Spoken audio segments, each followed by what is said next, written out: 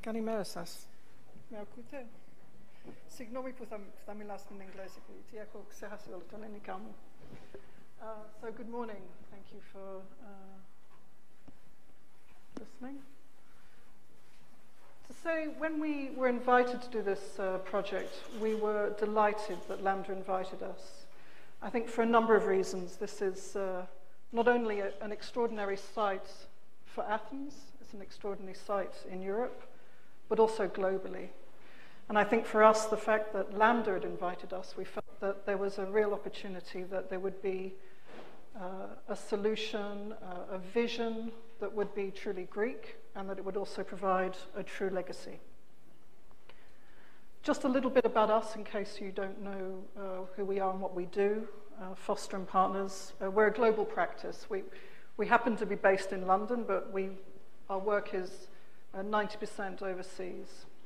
And our work ranges from large scale, we say from master plans to door handles, and that's true. We do everything from city planning, Mazda, which is a zero carbon city, furniture, a new spaceport in New Mexico, first commercial spaceport, government buildings, cultural buildings.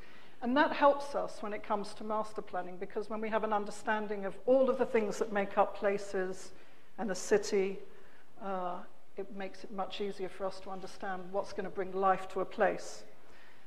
Sustainability has been our agenda as a practice for 50 years, since Norman started the practice, and it's something that runs inherently through everything that we do. And our master plans, including the master plan for Ellinikon, embodies sustainability principles. And that can be not just from the greening of the site, but from an economic, social point of view.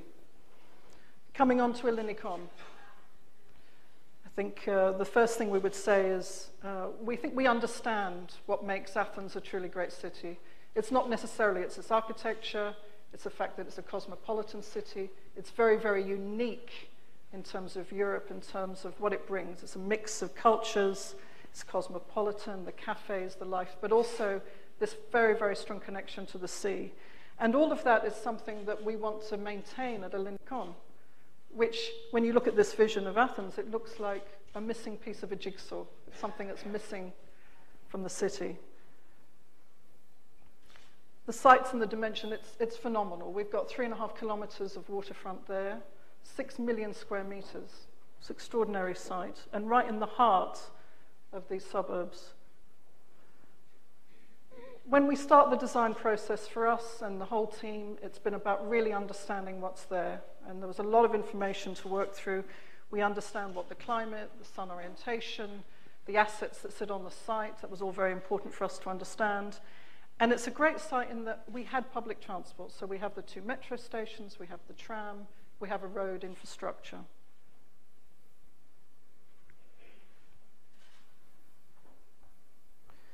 And the brief that we were given, which is all part of it, I think, as you know, is the park. And Charles will talk much more about the park, but the park is nearly a third of the project, and it will always be the heart of what is the development here, amongst all the other uses and mix of uses that have to happen on this site.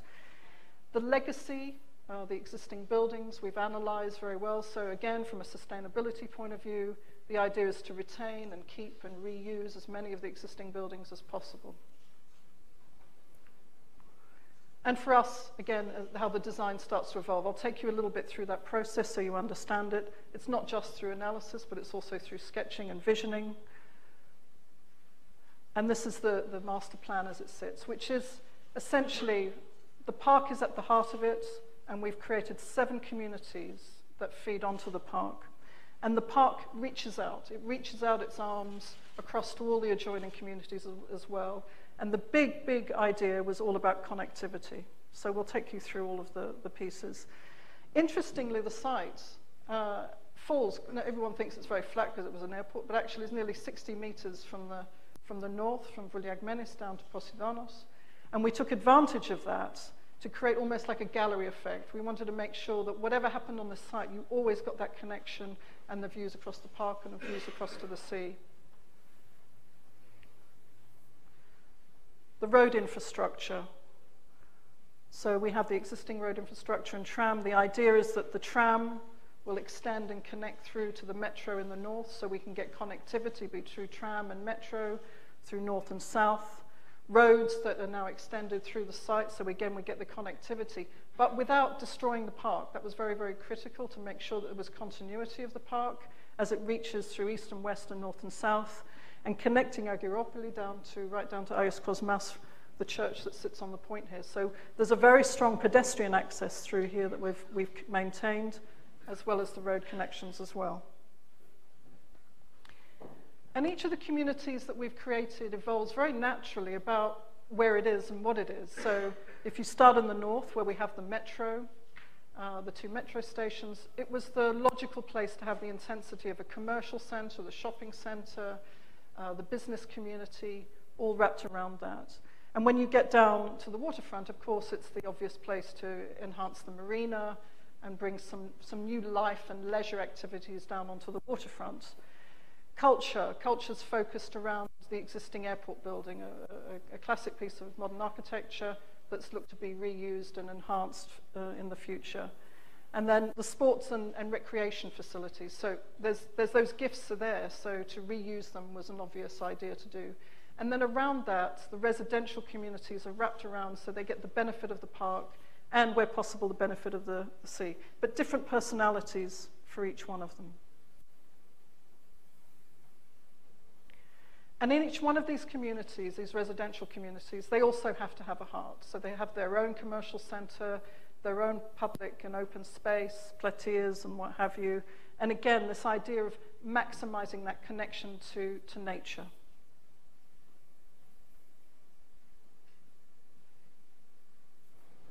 Coming on to this connection back to the other communities as well, all of the grids that we've taken and road connections that we've made have been to connect through to the adjoining communities. So this idea is about being inclusive. It's not about creating any barriers. So again, opening out, connecting through, and also not creating barriers also to the park. So we want to have a good pedestrian access to this park throughout from every part of the city. Sustainability. We've looked at the sustainability aspects throughout the whole scheme, so water, waste, energy, and we'll be moving forward more and more on that to try and make sure that we achieve some of those ideas and goals. Coming on to the coastal front, just to explain a little bit more about that. The coastal front, as I say, again, has its own characters as well. We have one end, villas and beaches. We thought there where the existing harbour was, and there's some history with the church, to create a small, intimate harbour, but then to create some attractions down there, an aquarium perhaps, which is a place to bring some tourism. But at the heart of this is a public beach, and that's a really important thing. Nearly 1 kilometre long, a public beach, access for everybody, with a croisette behind it, where, you know, cafes, restaurants, direct connection to all of that, and then the marina as well. And within that, some towers, some landmark towers, so that there's a, you know, from the waterfront, and you'll see some views later on, and even here where you start to see an image of a tower and the aquarium acting as landmarks, as points of interest within that landscape. And the small harbour, again, something more intimate, different type of feeling from the marina, a little bit more calm. What the aquarium may be like, and the marina itself, with 2 residential towers shown there, which I believe will be the first high-rise residential towers in Greece. Very exciting. Coming on to the remainder of the site, and just looking at some views of what we call the commercial centre and the business park. Again, some intensity here. We've got the tram, we've got mall, public space, being able to connect people through. But wherever we have public transport, we're also trying to create pedestrian links. This idea that you could walk from north to south, do your shopping, go to the beach, without even having to get on any form of transport would be fantastic. But it's got to be a lively place, a hub, and it'd be a new centre for Ellinikon.